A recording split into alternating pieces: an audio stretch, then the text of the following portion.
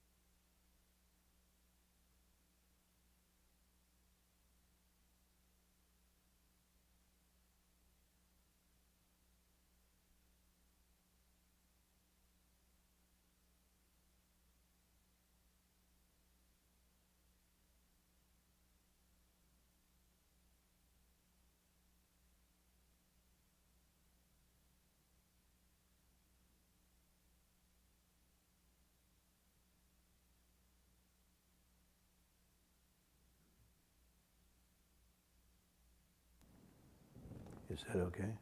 Yep. Okay. A little loud? No? Okay.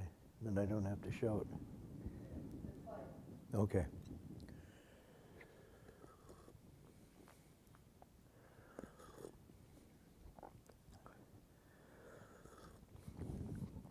Let's see if we can finish up the last 3 verses of this section tonight.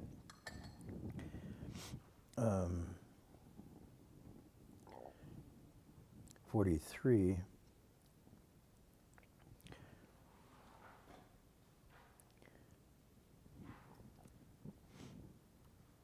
Everybody find it?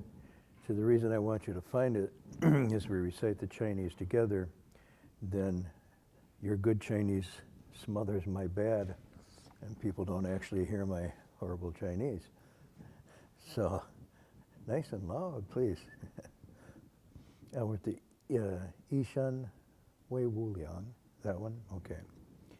Yishan Wei Wu Liang, Wu Liang Fu Wei Yi, Liao Chi Chu Shi Jian, Xian Xing Bian Yi Qie. Continue. 四身无所从，一无所居住，众生分别故，见佛种种善。Last verse.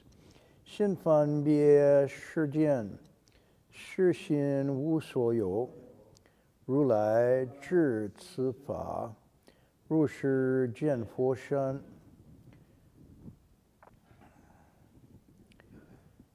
The untouched English translation, his body, one body becomes limitless, and the limitless return to the one. Completely understanding all worlds, he manifests a form, a shape that pervades everywhere. His body does not come from anywhere, nor does it come about through accumulation. And because living beings have or make discriminations, they see the various bodies of a Buddha. The mind discriminates the world, yet the mind has no existence. Thus come one knows Dharma, and in this way regards or views, beholds a Buddha's body.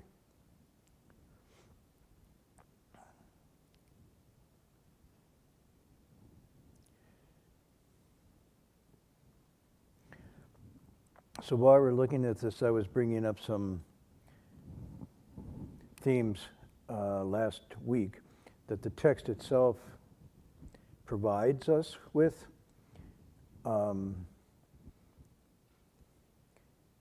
That actually, and I want to say hidden, but they're embedded tools of understanding that are built right into the text itself. And one of these we talked about was the concept of non-duality. These are really important from my view of how someone might directly approach understanding the Avatamsaka Sutra. Those of you who can avail yourself of the Chinese, then of course Chengguang's Suqiao, the commentary, is really excellent. But you don't necessarily have to do that. And when we were first encountering this sutra, I started in 1977, we were asked to look at it, to investigate it, and even begin talking about it from the ground of our own understanding and limited wisdom, to approach it directly. Our teacher called this developing or activating inherent wisdom. And it was based on the premise that the sutras were spoken from the nature to the nature, and that nature is universal in all beings, and especially meaning all people. So even though we had difficulties with language and from Chinese to English and so forth, there's an underlying ground of understanding that the text draw from and point to. And so in coming at a text like this, one of the keys for getting at that underlying ground, both in ourselves and the text, is certain key principles in the Avatamsaka, as well as many other sutras. Bu-ar, it's called, not two. Non-duality is a key interpretive mechanism. Basically, I mean, for the purpose we're doing here on this section, it's making the suggestion that what is being described here as a Tathagata or a Buddha is nothing more than a description of the perfection or the polishing of the human. And so the non-dual here is basically saying people and sages are not two distinct categories of beings, but rather one being manifesting or accomplishing differently. And sometimes the famous metaphor is used as ice and water. They are of a single substance, but in different forms. And here you would say that ice are ordinary people, ordinary living beings, and the water is the sage, the flowing openness, which then leads to another interpretation that then the only difference between the two is the degree to which the ice is melting. And this is another way to look at what we call the second vow of the Bodhisattva. Living beings are boundless. I vow to liberate them all is the first one. The second one is afflictions are endless. I vow to then, the word is here, interrupt them all, change them all, transform them all. Or you could choose this metaphor, melt them all, in a sense of returning the ice form back into water. And in fact, you'll see this again in the Platform Sutra, one of my favorite texts, where Huineng says, you should understand that the afflictions, the klesha, are basically bodhi, fanao, josher puti, meaning of a shared substance but in different forms. So the melting, it becomes really key. Also in that text, it's very interesting, Huineng is very explicit, and I'm quoting now from the Platform Sutra. He says, the dharma of a Buddha is a non-dual dharma. And then goes on to say the non-dual nature is the Buddha nature. So on one hand, he's saying the dharma, the teaching, is non-dual in that sense that we're talking about it, but also the nature, the essential nature, the sometimes the zisheng or just the shing or the fusheng, this universal quality or potential in all living beings is also non-dual. And then the third thing he makes a statement about is that non-dual nature is the real and genuine nature. Our real nature is non-dual. I'm just quoting directly from the Sixth Patriarch Sutra. And then he goes on to say, and this is very helpful, this again is Huineng's teaching. He says, it is not diminished in ordinary people, nor is it greater in worthy sages. Meaning that it's a difference of degree and not kind. So I'm saying it's not diminished in ordinary people nor greater in sages. It doesn't mean that the quantity-wise it's greater or less. It is just realized differently. But it's basically the same pingdong, even level distribution. And then he goes on to say, it's not disturbed amid the inflictions, nor is it stilled and static while in Chan concentration. It does not end nor endure forever. It does not arrive or leave, and it has no location, neither inside nor outside nor in the middle.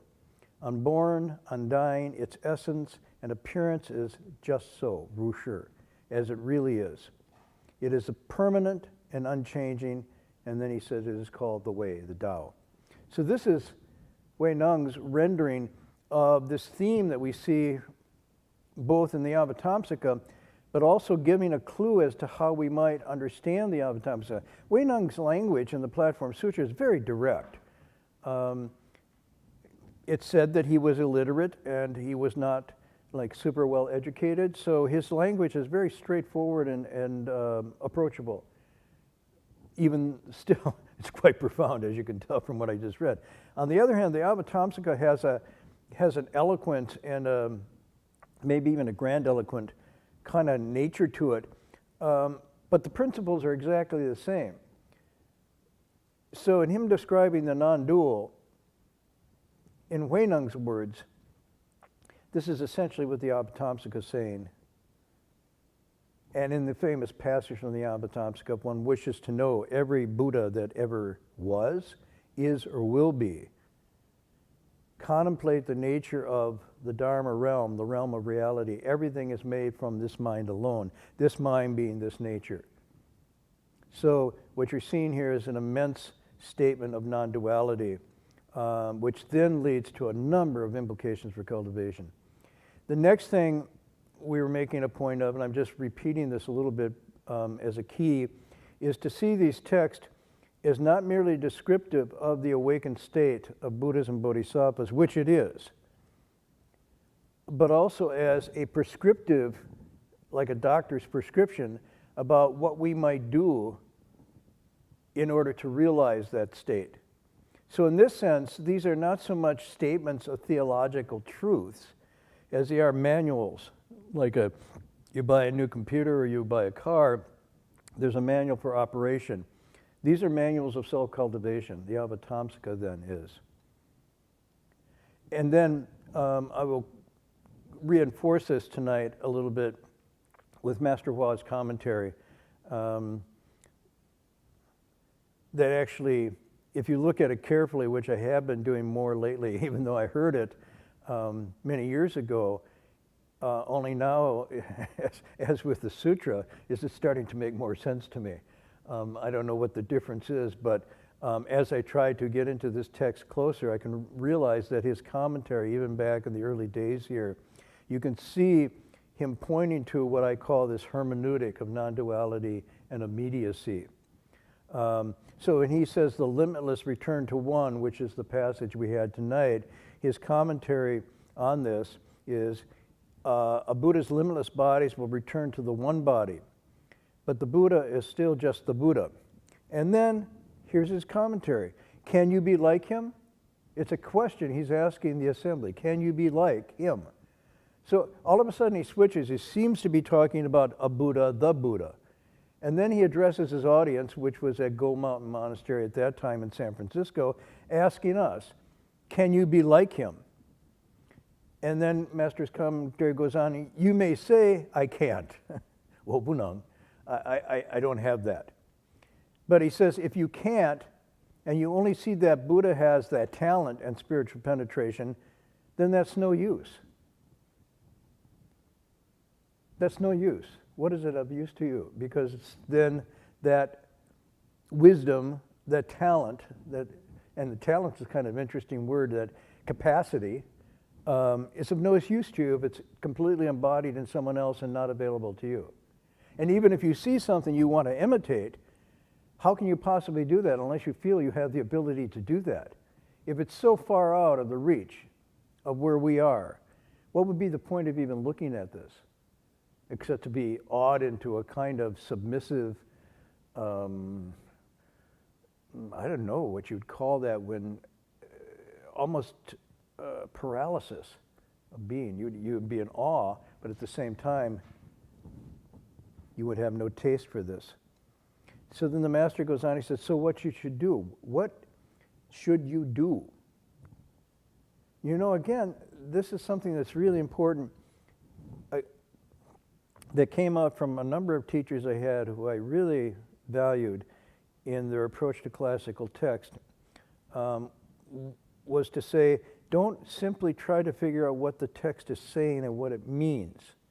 That's good, and you should. But more importantly, you should ask, what is the text asking me to do? How is the text asking me to be different upon reading it than I was before? So here's Master Hua saying, so what should you do? He continued, you should study how the Buddha cultivated until you're able to have the one become the limitless and the limitless return to one. So it's almost as if he's saying, I'm not going to, and I cannot explain to you what this concept means, the limitless and the one. But you can understand it directly if you cultivate. It is something that comes through direct experience. And then he says, so you should cultivate until you arrive at that state. The one does not obstruct the many does not obstruct the one. He also would use this in a very, how shall I say, colloquial and more existential way. He says, so all of you are here together.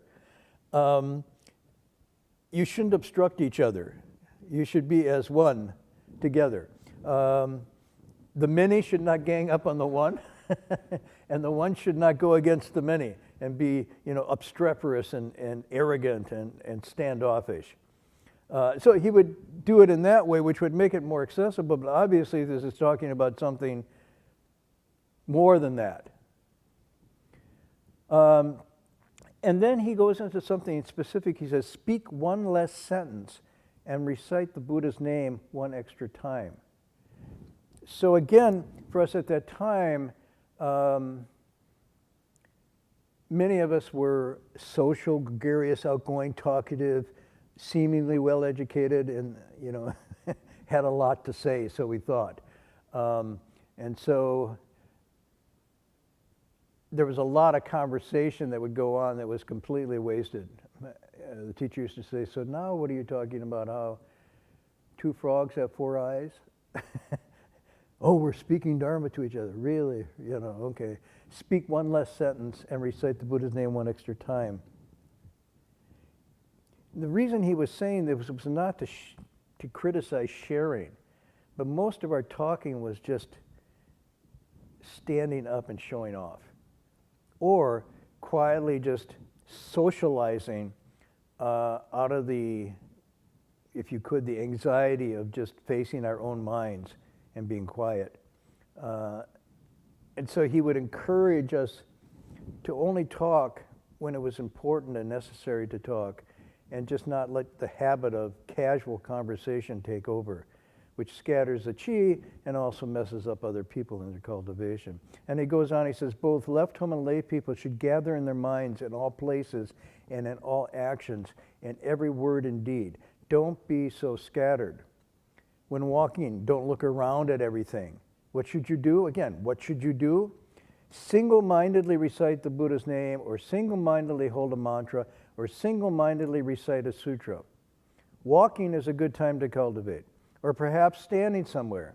At that time, you can also apply your effort by reciting the Buddha's name, holding a mantra, or reciting a sutra. Reciting a sutra then led to the practice of memorization. So when I first came in, I could recite something simple like the Buddha or Bodhisattva's name, but it took me a while to memorize the mantra like the Great Compassion mantra, maybe a week or so to get that under memory. But then I could recite that mantra instead of just the Buddha's name or a Bodhisattva's name. And then you move on to something like from the Dabejo to the Sharanga mantra, which is quite long. And it has profound esoteric meaning. I don't want to say that this is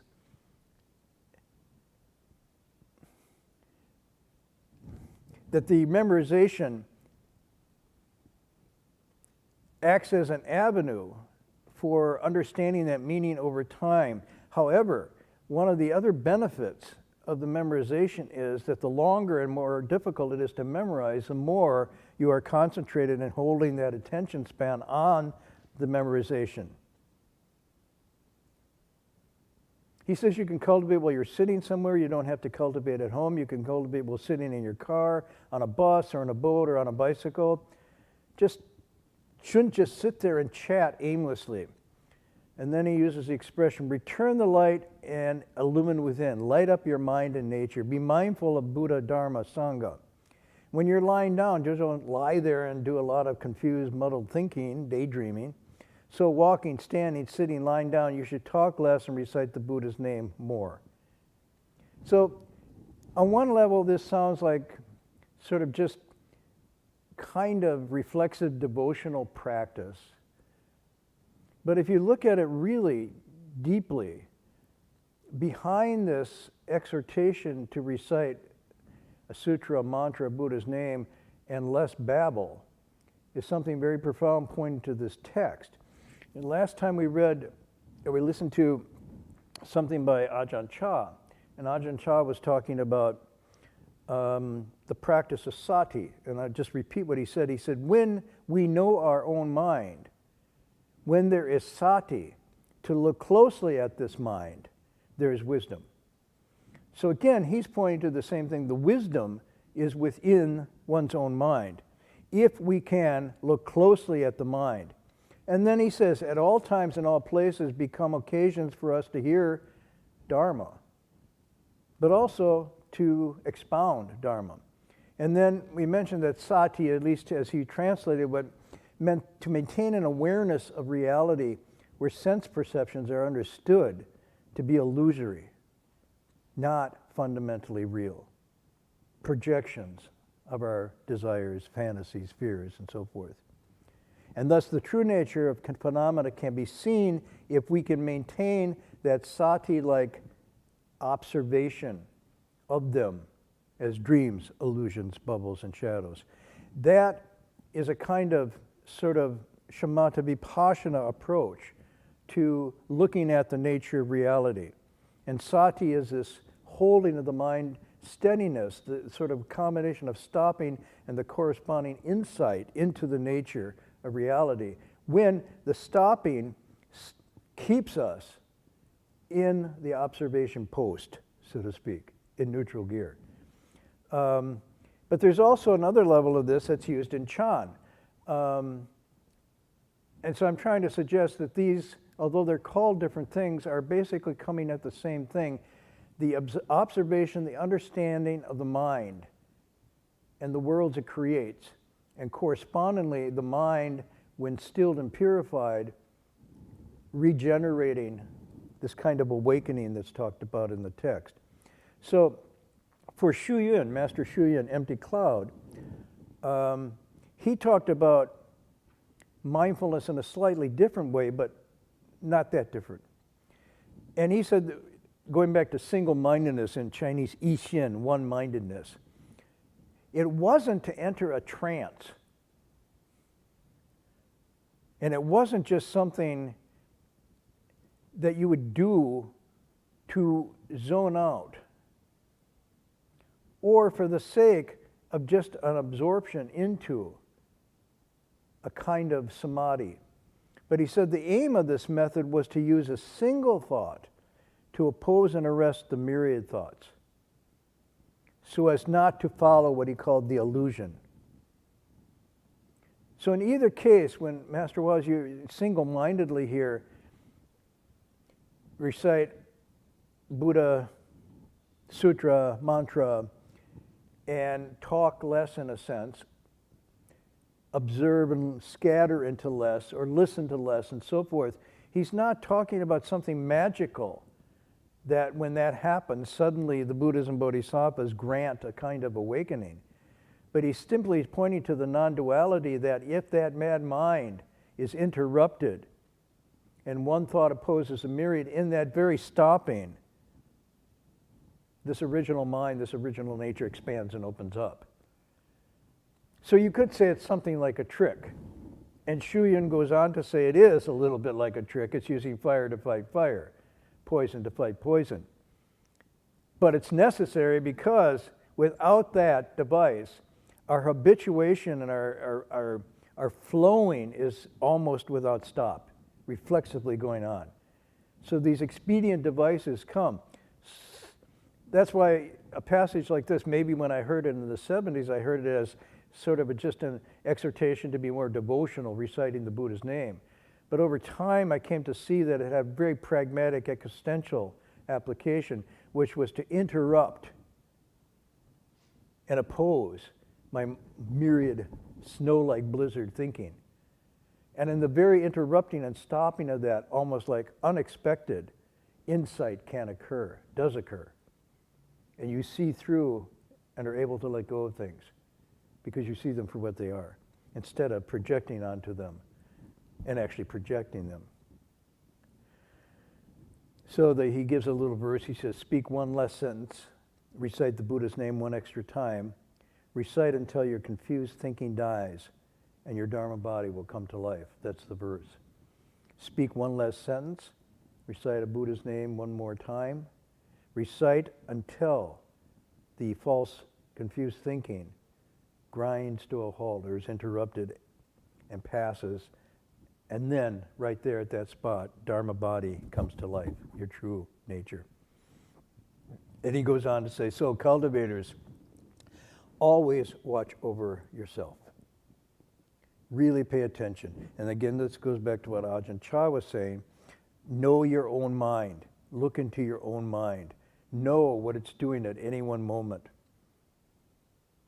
Remember, and again, Master Hua is saying, remember impermanence and be careful not to be lax.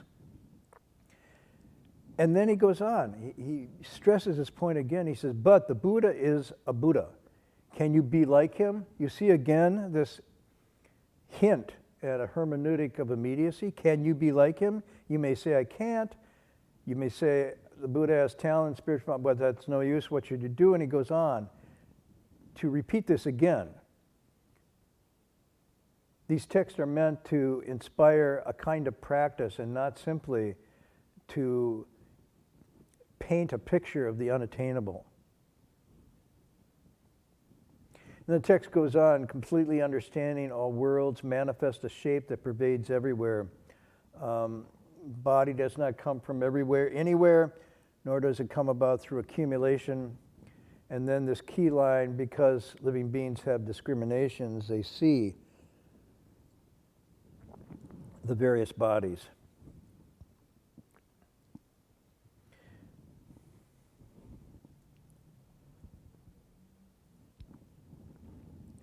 This just continues the theme of what seems to be the text pointing us away from sights and sounds, words and language.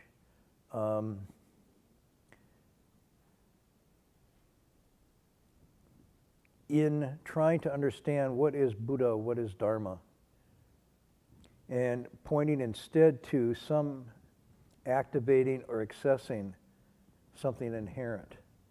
So it's really, the whole text is about, it seems to be saying not this, but in fact what it's saying is almost like a reversing of the mirror and saying it's this. And so there's that line, in the water of 1,000 pools, 1,000 moons appear. Without a cloud for 10,000 miles, you have clear sky. Again, a metaphor for the passage above of the discriminations being like the clouds or the ripples of the water. You know, you see this too. I'm working on Hanshan, both Hanshan De Ching and Hanshan Coal Mountain, both of them poets. And the use of both clear skies, empty sky, moon in the empty sky, and the image of clouds and floating clouds just goes out through their poetry. And they were using the sort of the natural phenomena as a mirror of the nature, of the deep nature. One of the images you get is that empty space, the vast, what we call empty space, in fact, is not empty. Empty space is filled with all the myriad things. But in that phenomena, it doesn't hold on to anything. So it's like what they say, the cloud, the moon drifts through empty space. It's there, it's bright, but it doesn't stop and nothing stops it. Empty space does not stop it. The clouds are drifting, coming and going, but there's nothing hanging or clinging to them. So this kind of movement and stillness, the being yet being unattached, comes out in the poetry of the using the clouds and the water and the images. But also this idea that in your cultivation and meditation, Huineng says your mind should be like empty space without even a thought of empty space. But it's pointing to that it can observe and see the 10,000 things, but doesn't cling to, doesn't grab, doesn't hold, doesn't stop any of them.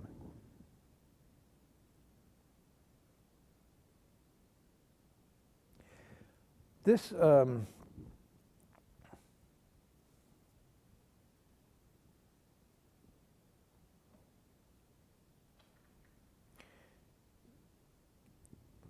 to a sort of a reflection Master Hua gives at this point on the water one. He says, if you look into 1,000 pools of water, the moon will appear in all of them. Although the moon appears in each pool, it's not the case. The moon is really in the water, because the moon is still up in the sky, in space, but is reflected in the water. And then by analogy, he says the water of wisdom is pure in the minds of living beings. And as such, the Dharma body of a Buddha will manifest within that purity. And he says, this is for sure. If your mind doesn't have selfish desire, any wrong thinking, then your wisdom will manifest. Why doesn't your wisdom manifest? And again, look at the language, manifest as opposed to arrive or got. It's because your ignorance is too heavy. Ignorance is darkness and wisdom is brightness. If you have wisdom, then you'll always manifest light. But if you have ignorance, you'll always be dark. Ignorance, and then he goes based on the Chinese wuming, literally without light, is actually affliction. And affliction is a kind of misunderstanding, self-imposed. So if you wish, and again now coming back to this theme that is embedded, if you wish to see the various Dharma bodies, the various bodies of a Buddha, he says you simply just have to diligently cultivate precepts, samadhi, and wisdom, and put to rest greed, hatred, and stupidity. And then he says, kind of, I guess, ironically almost, then you've got a chance. But again, look at what he's stressing here is the emphasis on your own self-cultivation. Then you have a chance. It's not that you sincerely wish for it, or you want to see a sign or a miracle happen, or that you stare at the statuary trying to elicit some kind of response. Nor, and I think this is really important, is it saying that if you fast and engage in all sorts of austerities, that necessarily will bring this about.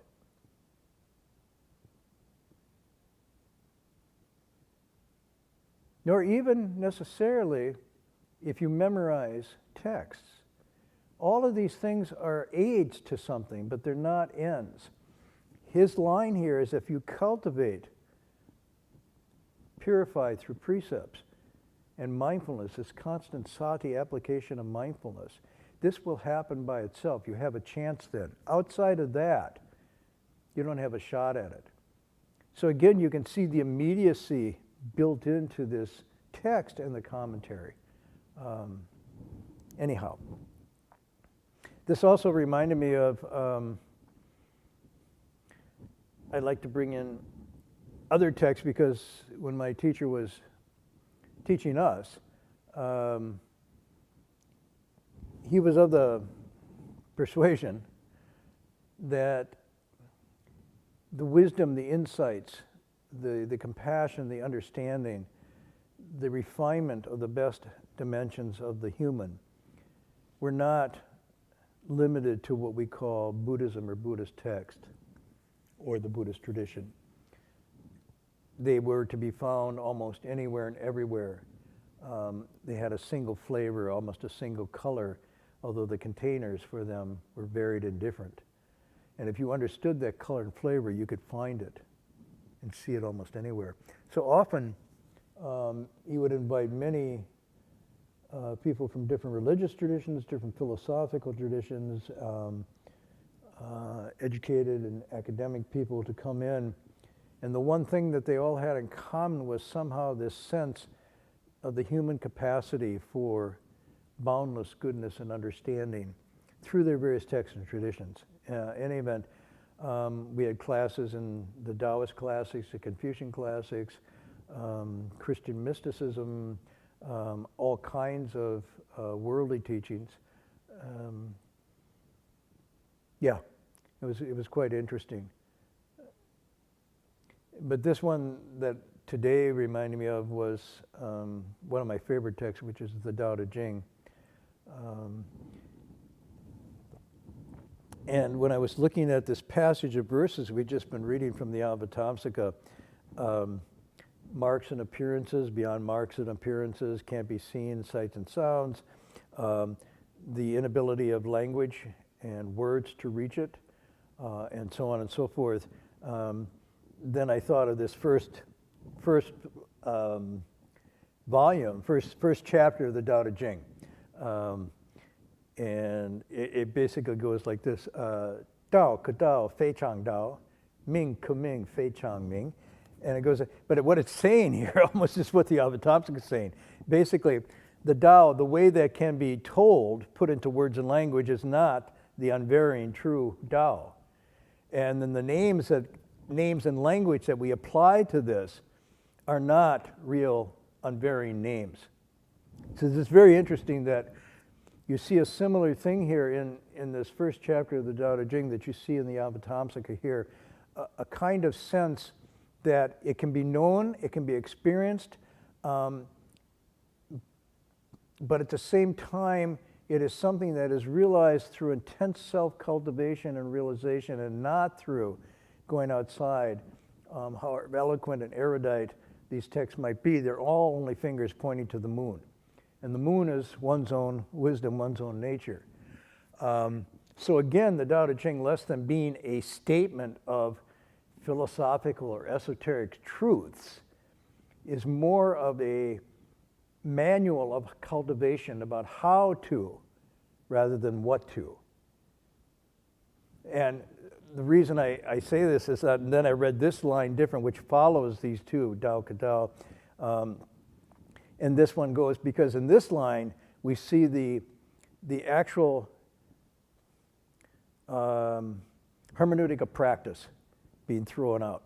It says, the text says, only he that rids himself forever of desire can see, and then the word here is the miao, Chinese miao. And that means wondrous, or the essence, the wondrous essence of something, the true wondrous. Only someone who rids himself of desires can see that. On the other hand, the line that follows, someone who never rids himself of desire can only see, and this is very interesting, jiao. And jiao refers to the boundary, the perimeter, if you will, the edge or the surface. So what's really interesting, again, in this, Master Wang says, simply cultivate precept, samadhi, and wisdom, put to rest greed, desires, stupidity, and anger.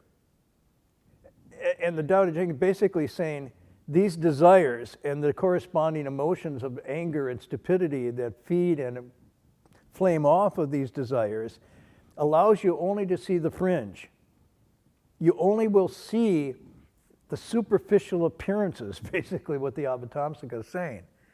However, if you can rid yourself of desires, you will effortlessly behold the miao, the wondrous, the true. And it only seems miao because we see it as something far away and distant and not immediate. So it seems like it's wonderful and far out. But in actuality, when the self-cultivation process is more refined, it seems rather obvious. And that's how the sages describe it, is not described as wondrous and far out so much as thus, Rusher. And that was the line again from the text tonight. So I'd like to share that because this is the first book I took with me backpacking. When I was backpacking, solo backpacking in the wilderness of the Sierras, I took the Tao Te Ching.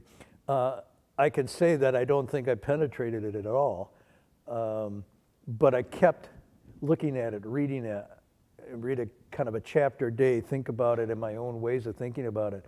Now, many, many years later, I still come back to it, and it's still, not only still, but seems to be opening more to me.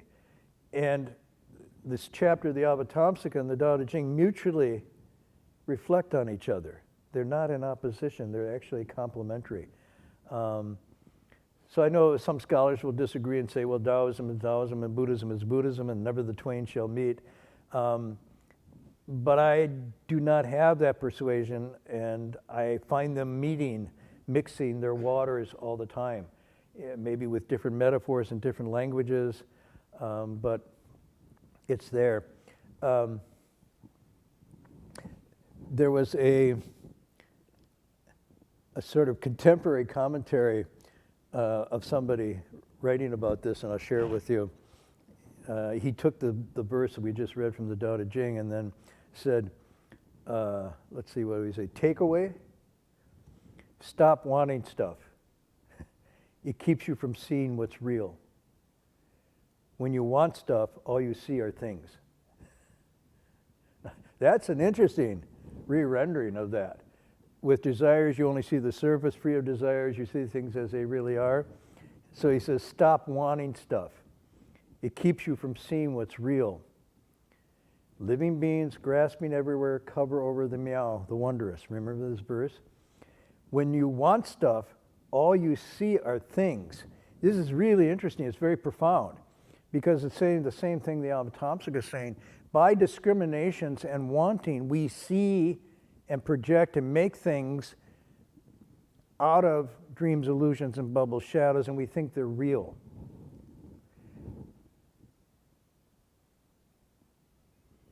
And that's that last verse tonight. The mind discriminates the world. The mind of desire and wanting, the mind of duality, discriminates basically the world into a kind of existence.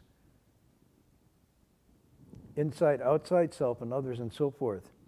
And then the text says, and yet the mind has no existence. This line, 心反别时间，视线无所有. What does that mean? The mind has no existence itself. This is really getting at something both philosophical and also psychological. The mind cannot grasp and hold on to anything. When the Buddha was asked at one time, should we break our attachments? And the Buddha said, no. There's nothing to break because fundamentally there's nothing you can attach to at all anyhow. The attachment is a figment of the imagination. So the mind discriminates the world. People's minds make this discrimination, but it's not really existing. It's only held together by the discriminations themselves. So this then gets back to this, the psychological stopping of the grasping and the stopping of the wanting in itself activates the wisdom. And so, like self, mind isn't an entity like the brain or this body, but rather mind is some kind of distributed property across the 6 realms, what called the 18 realms, the 6 sensory objects, the 6 faculties, and the consciousness that links. This is the mind as a functioning distribution interaction between these. It's not some entity. And what this keeps from happening is then getting into seeing the mind in some essentialist way, that it is a thing, an entity that I have. And that I have a mind is already a conceptualization that doesn't match what these teachings are at all. It's not something you have, it's a distributed functioning of awareness or consciousness. So when it says the mind doesn't exist at all, it's actually psychologically breaking a kind of attached view that there is this entity. It may be not my body, but then I'm my mind. And you see this dialogue occurring between the Buddha and Ananda in the Shurangama Sutra. When Ananda is going, well, I'm not my body, I'm my mind. And the Buddha says, well, where is your mind? And he says, well, it's inside. And he said, well, no, I think about it, no, it's outside. Well, it's not outside. If you want to get into where a description of this passage tonight when the mind has no existence, look at that dialogue between Ananda and the Buddha, where the Buddha is basically teasing him out of an essentialism of the mind of being some entity that he has, or that, and in fact, you see this not only with the notion of the self, which you have anatta, but you have with the mind, you also have with the Buddha.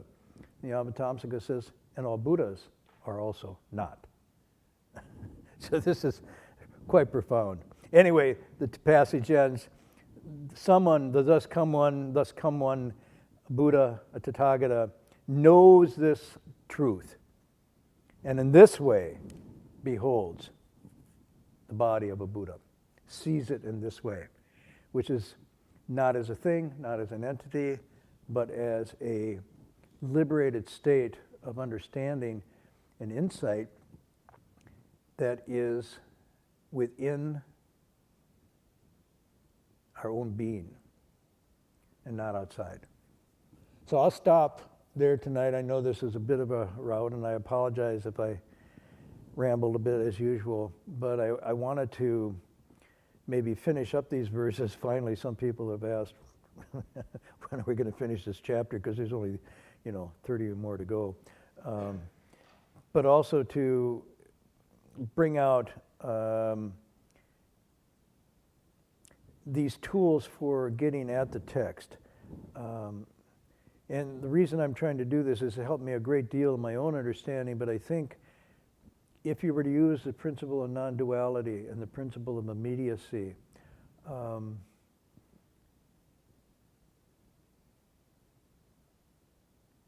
as suggested here, you can read this text without a commentary, without someone like me babbling and lecturing about it, and get a great deal out of it.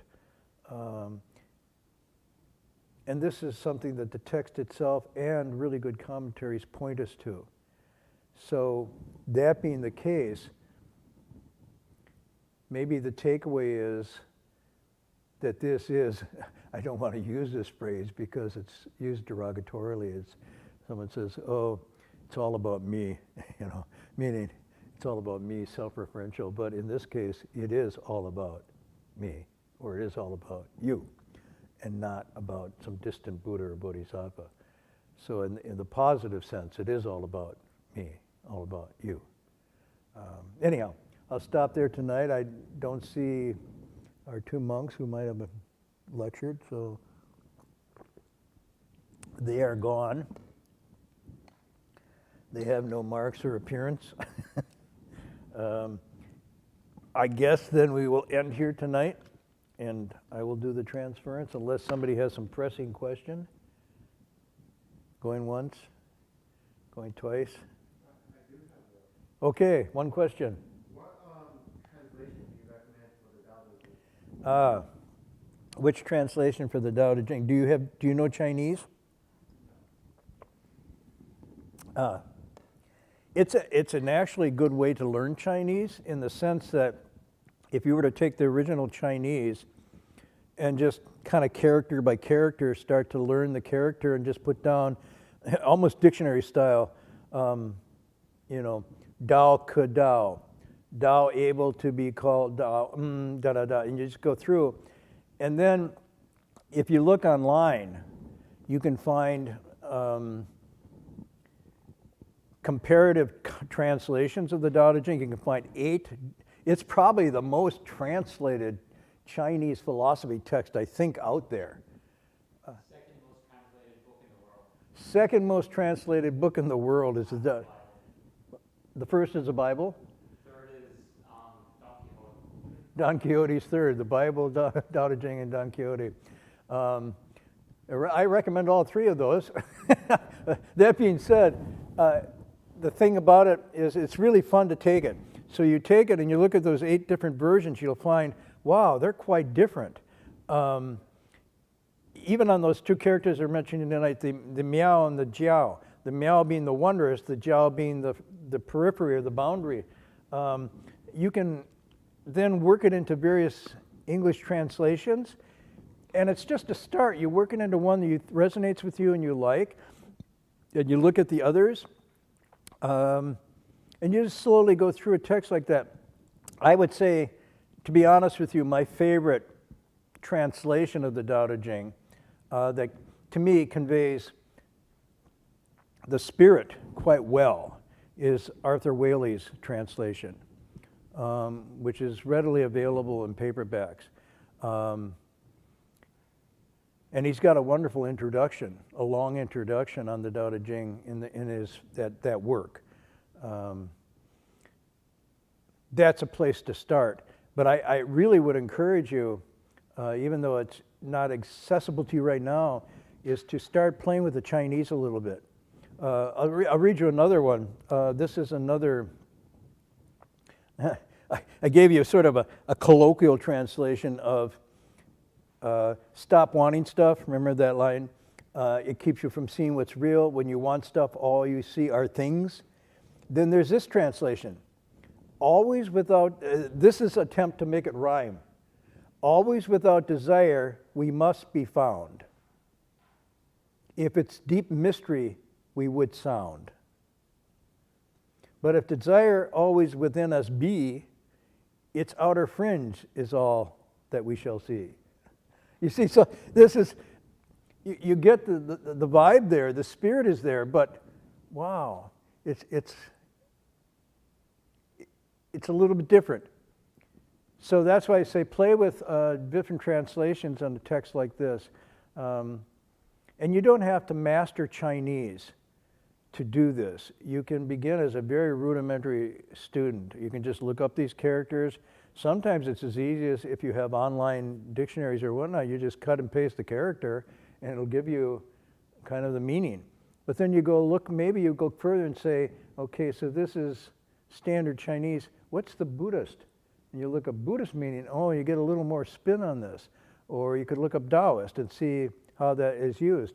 So a combination of looking at many translations, looking at the original, and then playing with it yourself starts to give you the spirit of it.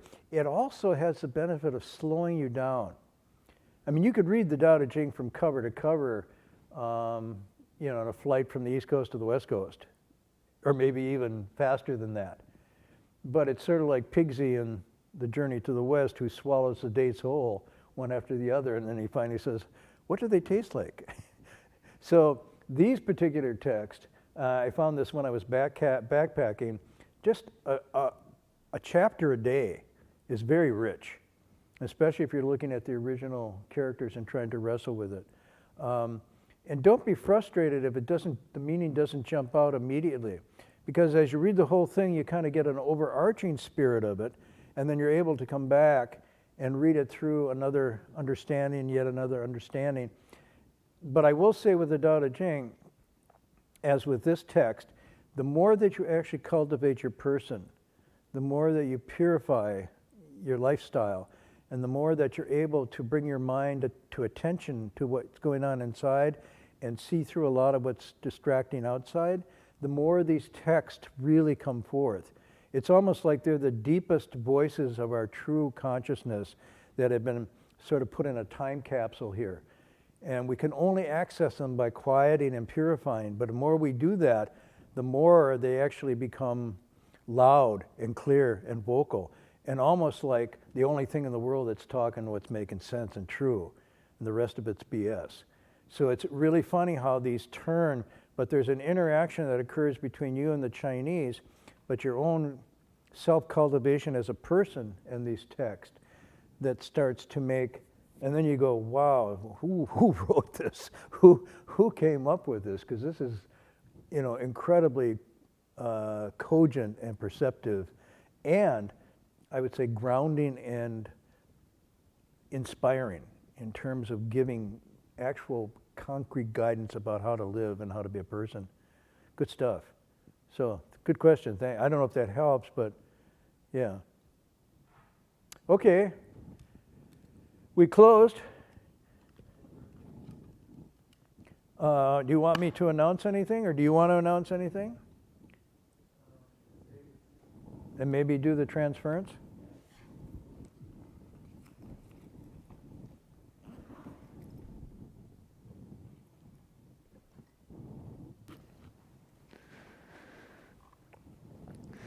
So, the 10,000 Buddhas Repentance is still happening, and so people would like to do it. This is the final week. Other than that, we have Amitabha session happening, I think, May 21st to 23rd, and also our Buddha bathing ceremony on May 21st. So you can find that information on our website. The other thing is tomorrow we'll be shortening our afternoon Dharma assembly from 2 to 2:30 because we have a special event here at the monastery. So yeah, if you want more information, please go to berkeleymonastery.org. Okay, anything else? No? Okay. Into dedication of merit.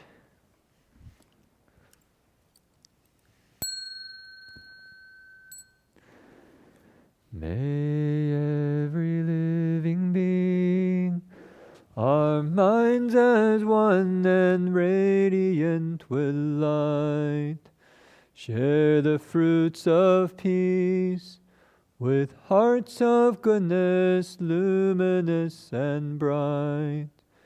If people hear and see how hands and hearts can find in giving unity, may our minds awake to great compassion, wisdom, and to joy. May kindness find reward. May all who sorrow leave their grief and pain. May this boundless light dispel the darkness of our endless night. Because our hearts are one, this world of pain turns into paradise. May all become compassionate and wise. May all become compassionate and wise.